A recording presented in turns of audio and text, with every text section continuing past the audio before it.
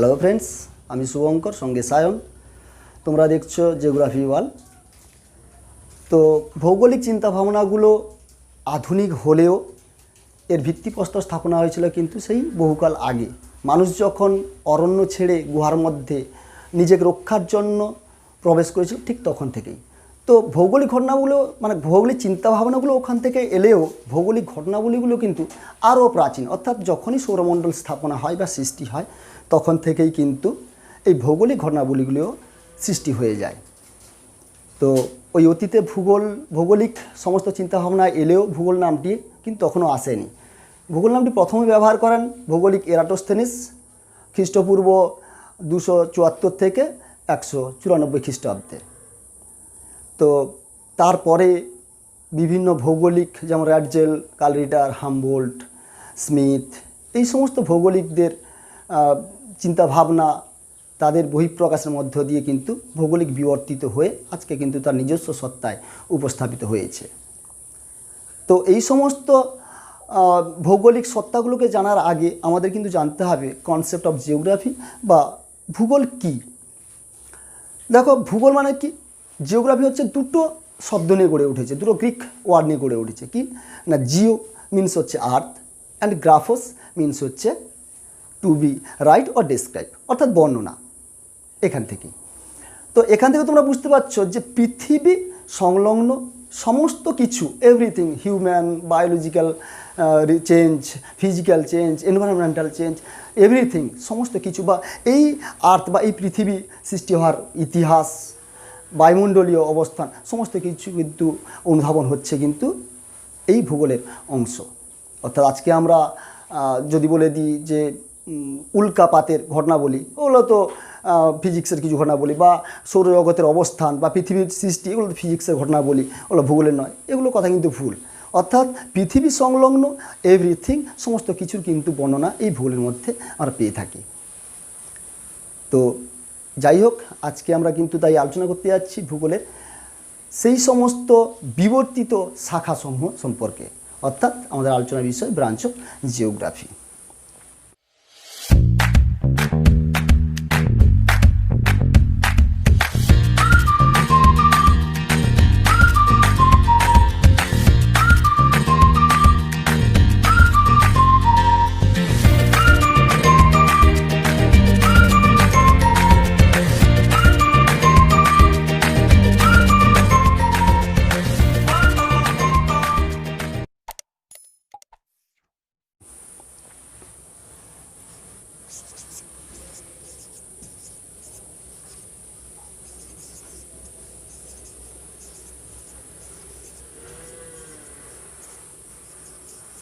অর্থাৎ branch of geography.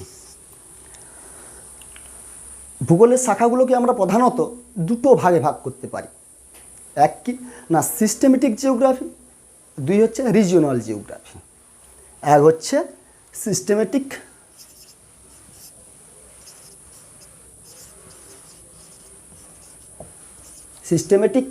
Geography or systematic approach, এবং দুই হচ্ছে রিজিওনাল অ্যাপ্রোচ।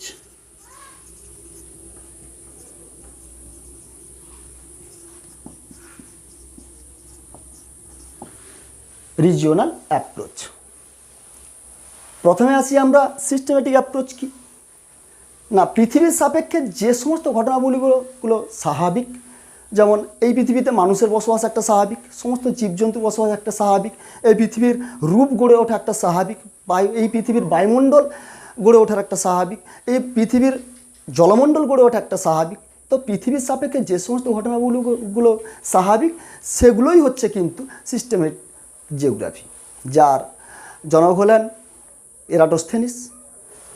আর দু নম্বরে কি না, রিজিওনাল অ্যাপ্রোচ, অর্থাৎ যে সমস্ত ঘটনাগুলো বা যে সমস্ত বিষয়গুলো কোনো একটা নির্দিষ্ট জায়গাকে কেন্দ্র করে গড়ে ওঠে, বা তার সম্পর্কে কিছু তথ্য সংগ্রহ করা, তাকে রিমডারেশন করা, তার অ্যাপ্লিকেশন করা, তার প্ল্যানিং করা, তার অ্যানালিসিস করা, এভরিথিং হচ্ছে কিন্তু এই রিজিওনাল অ্যাপ্রোচের অন্তর্গত, যার জনক হলেন কিন্তু কার্ল রিটার। তো প্রথমে আমরা আসি, দেখো সিস্টেমেটিক জিওগ্রাফি, যেহেতু এই ডিভিশনটা একটু অনেক বড়, তাই আমরা একটা পরে আসছি। তো প্রথমে আমরা বর্ণনা করব এই রিজিওনাল অ্যাপ্রোচ সম্পর্কে।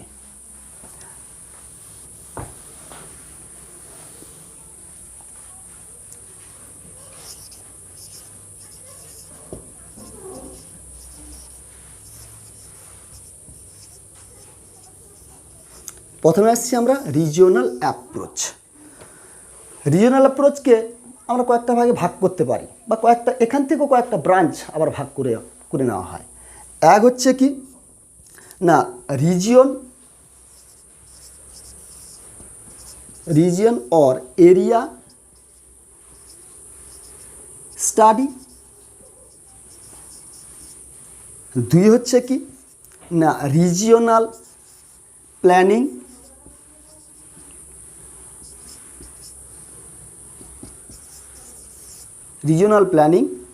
তিন হচ্ছে কি না রিজিওনাল ডেভেলপমেন্ট।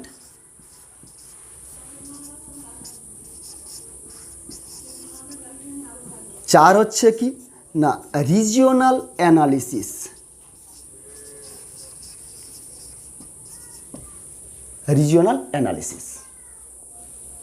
তো প্রথমে আসি আমরা না রিজিওনাল স্টাডিতে, অর্থাৎ যে সমস্ত বিষয়গুলো না পৃথিবীতে যে সমস্ত বিষয়গুলো কোনো একটি নির্দিষ্ট জায়গাকে কেন্দ্র করে গড়ে উঠবে, অর্থাৎ কোনো অঞ্চলকে আমরা ধরো প্ল্যানিং করব, তার ডেভেলপমেন্ট করব, বা তার কি বলবো যে তার সার্বিকভাবে উন্নয়ন ঘটাবো, তার জন্য একটা এরিয়াকে চিহ্নিত করতে হবে।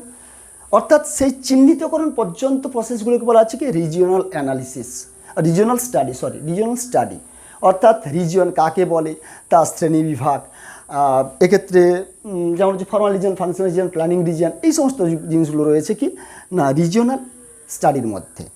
অ্যাকচুয়ালি হচ্ছে রিজিওনাল স্টাডির ফাদার হচ্ছে আর কে না হামবোল্ড হচ্ছেন এই রিজিওনাল স্টাডি বা এরিয়া স্টাডি এর জনক। তারপরে আসি না রিজিওনাল প্ল্যানিং। আমরা যে অঞ্চলটাকে চিহ্নিত করেছিলাম বা যে অঞ্চলটা সম্পর্কে তথ্য সংগ্রহ করেছিলাম, তার উন্নয়নকল্পে যে সমস্ত পদক্ষেপগুলো গ্রহণ করা হয় এবং বা গ্রহণ করা উচিত, এবং তার ফলাফলটা কি হতে যায়, বা তার সম্পর্কে তার উন্নয়নের জন্য যে সমস্ত পদক্ষেপগুলো নেওয়া হয়, সেগুলো হচ্ছে রিজিওনাল প্ল্যানিংয়ের অন্তর্গত। 3 নম্বর কি না রিজিওনাল ডেভেলপমেন্ট। আমরা ওই অঞ্চলটাকে চিহ্নিত করেছি, তার উন্নয়নকল্পে এই পদক্ষেপগুলো নেওয়া হবে বা সম্ভব, সে সম্পর্কে আলোচনা করেছি। এবার আসবো এই সমস্ত প্ল্যানিংগুলোকে যদি বাস্তবায়িত করা হয়, তাহলে প্রকৃতপক্ষে তার কি ডেভেলপমেন্ট ঘটতে পারে, তার কি উন্নয়ন ঘটতে পারে, সেই সম্পর্কে আলোচনা হচ্ছে কি রিজিওনাল ডেভেলপমেন্ট। দুটোরই কিন্তু জনক হলেন কে না প্যাট্রিক গেডেস। দুজনেরই জনক হলেন প্যাট্রিক গেডেস, অর্থাৎ regional planning and regional development, এই দুটোরই প্যাট্রিক গেডেস। নেক্সট আসি রিজিওনাল অ্যানালিসিস। কি না আমরা দেখো প্রথমবারে রিজিয়নকে চিহ্নিত করেছিলাম, দ্বিতীয়বার তাকে প্ল্যানিং করেছিলাম উন্নয়নের জন্য, তৃতীয়বারে তাকে কীভাবে উন্নয়ন ঘটেছে, তার কি উন্নয়ন চরম শিখরে পৌঁছেছে সেই সম্পর্কে আলোচনা করেছিলাম। আচ্ছা, তারপরে এসছে কি না আমরা যে প্ল্যানগুলো নিয়েছি বা যে ডেভেলপমেন্ট ঘটেছে তাদের মূল্যায়ন, অর্থাৎ আমরা যেভাবে প্ল্যান করেছিলাম সেভাবে কি ডেভেলপমেন্ট ঘটেছে, বা যেভাবে ডেভেলপমেন্ট ঘটেছে সেভাবে কি আমরা প্ল্যান করেছিলাম, এই সম্পর্কে যে অ্যানালিসিস, এগুলোকে বলা হচ্ছে কি রিজিওনাল অ্যানালিসিস। যার জনক হলেন কি না আইজার্ট এবং ওয়াল্টার। নেক্সট আসি আমরা, দেখো আমরা ছেড়ে গেছিলাম রিজিওনাল অ্যাপ্রোচ থেকে, আমরা বর্ণনা করেছিলাম এবং ছেড়ে গেছিলাম সিস্টেমেটিক জিওগ্রাফিতে বা সিস্টেমেটিক অ্যাপ্রোচ আমরা ছেড়ে গেছিলাম। সেখান থেকে আবার শুরু করি।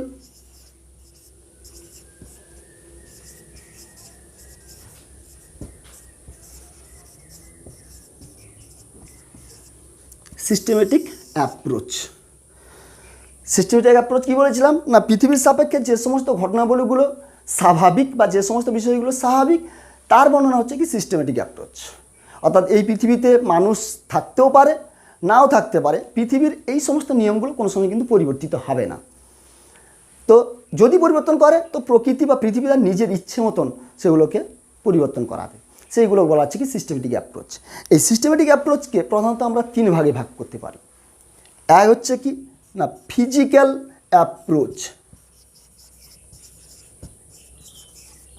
বা ফিজিক্যাল জিওগ্রাফি, 2 কি না হিউম্যান জিওগ্রাফি, 3 হচ্ছে বায়োজিওগ্রাফি। বায়োজিওগ্রাফি প্রথম আসি ফিজিক্যাল জিওগ্রাফিতে। ফিজিক্যাল জিওগ্রাফি কাকে বলে না পৃথিবী সংলগ্ন যে সমস্ত ঘটনাগুলো প্রাকৃতিক, অর্থাৎ পৃথিবীর ভূমিরূপ, তার বায়ুমণ্ডল, তার জলমণ্ডল, এই সমস্ত তত্ত্বগুলোকে যে ব্যাখ্যা করে, যে সমস্ত যেভাবে ব্যাখ্যা করা হয় তাকে বলা আছে কি ফিজিক্যাল জিওগ্রাফি। যার জনক হলেন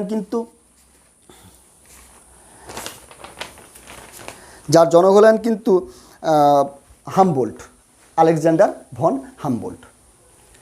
নেক্সট আসি আমরা হিউম্যান জিওগ্রাফি, অর্থাৎ এই পৃথিবীতে মানুষের আবাসস্থল, মানুষের সংখ্যা, তাদের ডেভেলপমেন্ট, তাদের গ্রোথ বা তার মানবিক সমস্ত বিষয়গুলোকে আলোচনা করা হয় কিন্তু হিউম্যান জিওগ্রাফিতে, যার জনক হলেন কার্ল রিটার। নেক্সট আসি বায়োজিওগ্রাফি, অর্থাৎ এই পৃথিবীতে ফ্লোরা এবং ফনা হিসেবে জীব এবং জড়বস্তুর আন্তঃসম্পর্ক নিয়ে আলোচনা করা বা তাদের পারস্পরিক সহাবস্থান করা, এগুলোকে নিয়ে আলোচনা করা হয় কিন্তু বায়োজিওগ্রাফিতে, যার কিন্তু জনক হলেন আলফ্রেড রাসেল ওয়ালেস। দেখো এই সমস্ত ভাগগুলোকে আমরা প্রধানত আবার কয়েকটি ভাগে ভাগ করতে পারি। যেমন হচ্ছে প্রথমেই আসি এই 3টাই কিন্তু পরে আরও কতগুলো সাব ব্রাঞ্চ ভাগ করা হয়। প্রথমে তুলি আমরা ফিজিক্যাল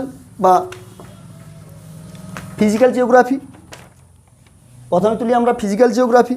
ফিজিক্যাল জিওগ্রাফিকে আমরা কয়েকটা ভাগে ভাগ করতে পারি। তার মধ্যে প্রথম হলো কি না জিওমরফোলজি, এক।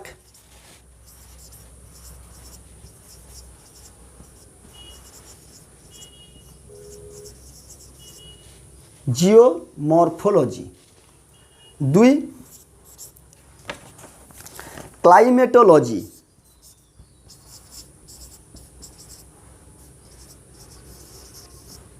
3 হাইড্রোলজি,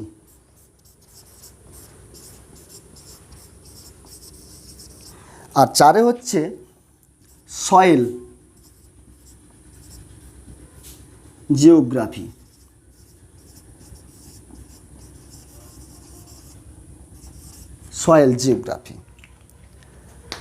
তো প্রথমে আসি আমরা জিওমরফোলজিতে।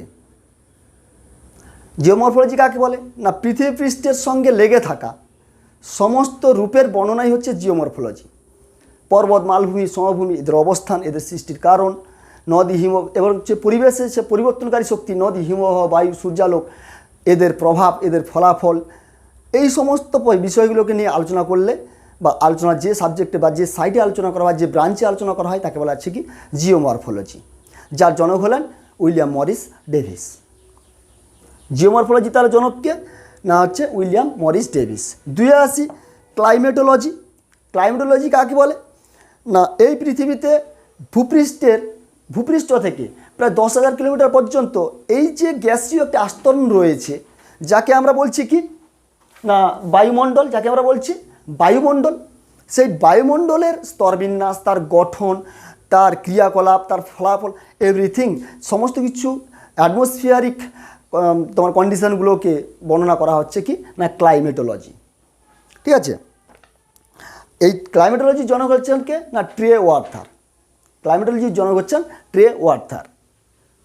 থার্ডে আসি হাইড্রোলজি কি না এই পৃথিবীতে অবস্থিত ওয়াটার বডি সম্পর্কে বর্ণনা, অর্থাৎ তোমার জলমণ্ডল, যেমন হচ্ছে গ্লাসিয়ার রয়েছে, ওশান রয়েছে, রিভার রয়েছে, লেক রয়েছে, ফিল্ড রয়েছে, পন্ড রয়েছে, অর্থাৎ সমস্ত কিছু এই ওয়াটার বডির বা গ্রাউন্ড ওয়াটার রয়েছে, এই ওয়াটার বডির বর্ণনা করা হচ্ছে কি না হাইড্রোলজি। আবার হাইড্রোলজি কিছুগুলো পার্ট আছে, যেমন ওশানোগ্রাফি অর্থাৎ সমুদ্র বিজ্ঞান। ঠিক আছে, এর জনক হচ্ছেন রবার্ট হার্টন। চারে আসি সয়েল জিওগ্রাফি। সয়েল কাকে বলে না, পৃথিবী পৃষ্ঠের ওপরে যে হালকা ঝুরঝুরে পদার্থের একটা আস্তরণ রয়েছে, যার সঙ্গে সমস্ত জীব অবস্থান করে, নিজেদের বেঁচে থাকার একটা আদর্শ বা শর্ত খুঁজে পায়। উদ্ভিদ তো তার সঙ্গে লেগে থাকবে এবং হচ্ছে সেখান থেকেই তাদের খাদ্য সংগ্রহ করবে। আর আমরা প্রাণীরা, ঠিক আছে, সমস্ত প্রাণী কী করবে না, সেই প্রাথমিক উৎপাদনের উপর বেস করে আমরা গড়ে উঠবো। তো আদপে আমাদের কিন্তু বেস ভূমি গড়ে তোলে ওই সয়েল, ঠিক আছে। এই সয়েলের নিয়ে আলোচনা করা, অর্থাৎ সয়েল কাকে বলে, তার বৈশিষ্ট্য, তার হচ্ছে ম্যানেজমেন্ট, তার ইরোশন, তার সৃষ্টি হওয়ার কারণ, এই সমস্ত তত্ত্বগুলি নিয়ে বর্ণনা করে কে না সয়েল জিওগ্রাফি, যার জনক হলেন ভৌগোলিক ডাকুচেপ, যার জনক হলেন ভৌগোলিক ডাকুচেপ। এইটা গেল তোমাদের ফিজিক্যাল জিওগ্রাফি। এবং সেকেন্ডে আসি হিউম্যান জিওগ্রাফি। আমরা ছেড়ে গেছিলাম যেখান থেকে, সেকেন্ডে আসি হিউম্যান জিওগ্রাফি।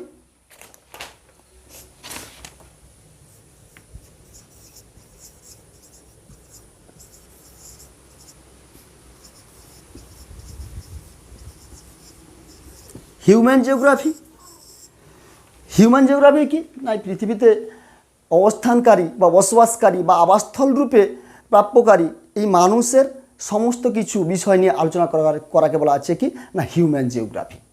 অর্থাৎ মানুষের সংখ্যা, তাদের গ্রোথ, তাদের মানে growth rate, death rate, birth rate, এবং হচ্ছে over population, under population, population pyramid, এই সমস্ত তথ্যগুলো, এবং হচ্ছে তাদের উন্নয়নকল্পে গৃহীত পদক্ষেপ বা এদের বৃদ্ধিজনিত কারণে কি প্রভাব, এই সম্পর্কে মানে আলোচনা করা বলা হচ্ছে কি হিউম্যান জিওগ্রাফি। হিউম্যান জিওগ্রাফিকে কয়েকটি আবার ভাগে ভাগ করা যায়, যেমন হচ্ছে কি একে সোশ্যাল অ্যান্ড কালচারাল, একে হচ্ছে সোশিয়াল অ্যান্ড কালচারাল, দুয়ে হচ্ছে পপুলেশন,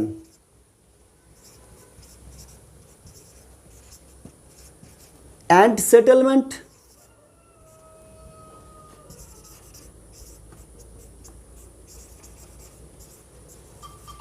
সেটেলমেন্ট, তিনে হচ্ছে ইকোনমিক,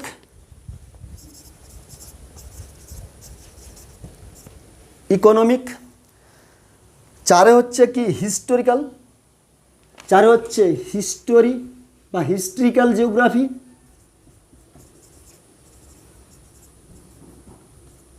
হিস্টোরিক্যাল জিওগ্রাফি, এবং পাঁচে হচ্ছে পলিটিক্যাল জিওগ্রাফি।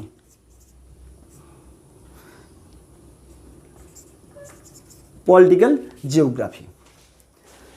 তো প্রথমে আছি আমরা সোশ্যাল অ্যান্ড কালচারাল জিওগ্রাফিতে, অর্থাৎ এই পৃথিবীতে বসবাসকারী মানুষের সামাজিক এবং সাংস্কৃতিক প্রভাব নিয়ে বা বিষয় নিয়ে আলোচনা করাকে বলা হচ্ছে কি না সোশ্যাল অ্যান্ড কালচারাল জিওগ্রাফি, যার জনক হলেন কার্ল ও সরো, যার জনক হলেন কার্ল ও সরো।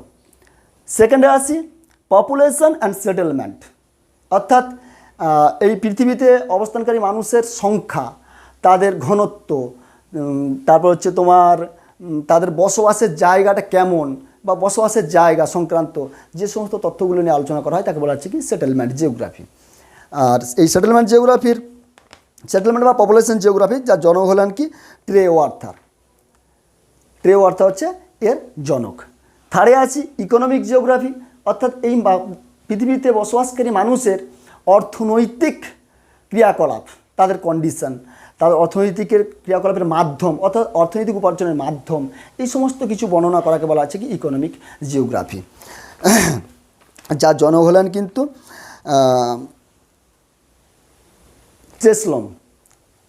ত্রিসলম, ঠিক আছে, যার জনক হচ্ছেন জিওরজ ত্রিসলম। এবং ফোরে আসি হিস্টোরিক্যাল জিওগ্রাফি, অর্থাৎ পৃথিবীতে সমস্ত কিছু ঘটনাবলীগুলোর যে একটা লিখিত দলিল বলতে পারি আমরা। ধরো নেপালে ভূমিকম্প কত সালে হয়েছিল না 2016 সালে, গুজরাট ভূমিকম্প হয়েছিল না 2001 সালে। এই যে একটা লিপিবদ্ধ রূপ নিয়ে যে সমস্ত বিষয়গুলো, মানে যে সমস্ত ভূগোলের যে জায়গাগুলো উঠে আসে সেগুলো বলা হচ্ছে হিস্টোরিক্যাল জিওগ্রাফি। অর্থাৎ শুধু আমরা বললাম রিসেন্ট ঘটনা, শুধু রিসেন্ট ঘটনা নয়, পৃথিবীর সৃষ্টি লগ্ন থেকে এবং হচ্ছে ভূগোলের দৃষ্টিভঙ্গি আসার সময় থেকে এ পর্যন্ত যেগুলো আলোচনা হচ্ছে তার যে একটা সময়কাল লিপিবদ্ধ করে তাকে বলছে হিস্টোরিক্যাল জিওগ্রাফি। যেমন হচ্ছে জিওলজিক্যাল টাইম স্কেল, ঠিক আছে, সেই জুরাসিক যুগ, টার্সিয়ারি যুগ, এই যে গ্লাসিয়ার যুগ, এই সমস্ত জায়গাগুলো যে আলোচনা করে তাকে বলছে হিস্টোরিক্যাল জিওগ্রাফি। নেক্সট আছি আমরা পলিটিক্যাল জিওগ্রাফি। পলিটিক্যাল জিওগ্রাফি কাকে বলে না, এই পৃথিবীতে অবস্থানকারী বা বসবাসকারী মানুষের নিজেদের মধ্যে যে মেলবন্ধন, একটা সামাজিক বন্ধন গড়ে উঠেছে, তো তার একটা মাধ্যম অর্থাৎ পলিটিক্স বা পলিটিক্যাল, ঠিক আছে, এই জায়গাগুলো নিয়ে যে আলোচনা করে তাকে বলা হচ্ছে কি না পলিটিক্যাল জিওগ্রাফি। এই পলিটিক্যাল জিওগ্রাফির জনক হলেন র্যাডজেল, ভৌগোলিক র্যাডজেল। হলো আমাদের হিউম্যান জিওগ্রাফি। থার্ডে আসি আমরা, এই আলোচনায় আমাদের এই ব্রাঞ্চের একদম লাস্ট বিভাগে অর্থাৎ সিস্টেমিক জিওগ্রাফির আমরা প্লাস লাস্ট বিভাগে চলে এসেছি না বায়ো জিওগ্রাফি।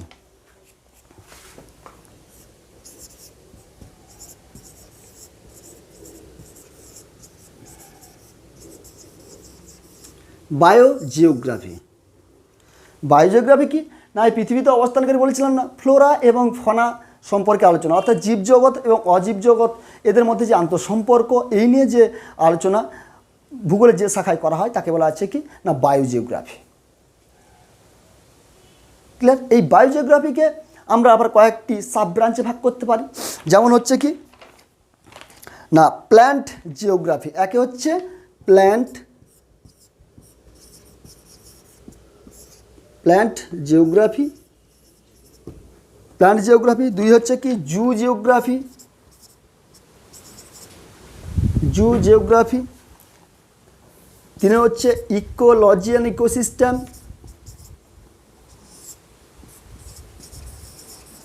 ইকোলজি অ্যান্ড হচ্ছে ইকোসিস্টেম।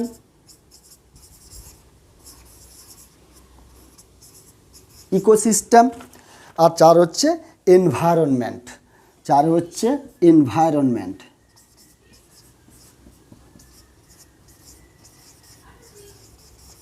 এনভায়রনমেন্ট। তাহলে আসি প্রথম প্ল্যান্ট জিওগ্রাফি।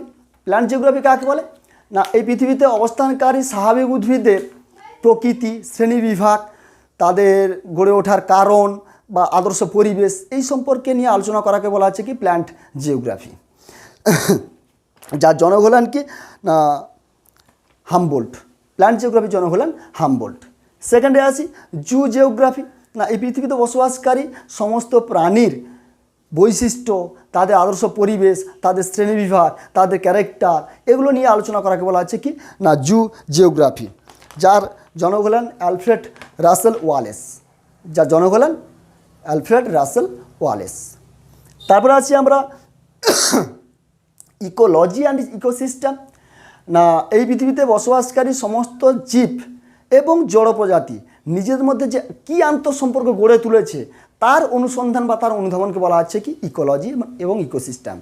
যার জন্য আর্নস্ট হেকেল, ওডাম ওই সমস্ত ভৌগোলিকরা কিন্তু বিখ্যাত একজন তোমার বায়োলজিস্ট বলতে পারো, এবং তাদের নাম স্বর্ণাক্ষরে এখন পর্যন্ত এই বায়োজিওগ্রাফিতে বা ইকোলজি ইকোসিস্টেমের সঙ্গে জড়িত হয়ে আছে। নেক্সট আসি এনভায়রনমেন্টাল জিওগ্রাফি। না, এনভায়রনমেন্টাল জিওগ্রাফি কাকে বলে না, এই পৃথিবীতে বায়ুমণ্ডলীয় যে সমস্ত ঘটনাবলীগুলো অর্থাৎ সেই ঝড় ঝঞ্ঝা, বন্যা, টর্নেডো, তারপর হচ্ছে তোমার ডিজাস্টার, অর্থাৎ সমস্ত কিছু ডিজাস্টার আলোচনা করাকে বলা হচ্ছে কি এনভায়রনমেন্টাল, অর্থাৎ বায়ুমণ্ডলীয় ডিজাস্টারগুলো বলা হচ্ছে কি না এনভায়রনমেন্টাল জিওগ্রাফি।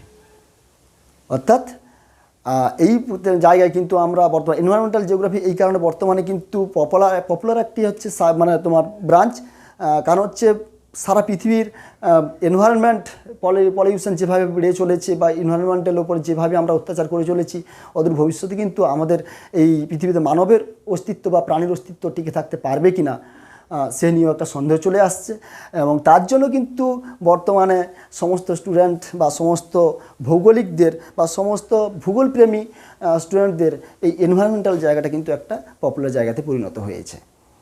যাই হোক, তো আজকে আমরা জানতে পারলাম যে ভূগোলের সেই সমস্ত ব্রাঞ্চগুলো, যে ব্রাঞ্চগুলোকে ভৌগোলিকদের মতামতের বিবর্তনের সাপেক্ষে কিন্তু এ পর্যন্ত চলে এসছে।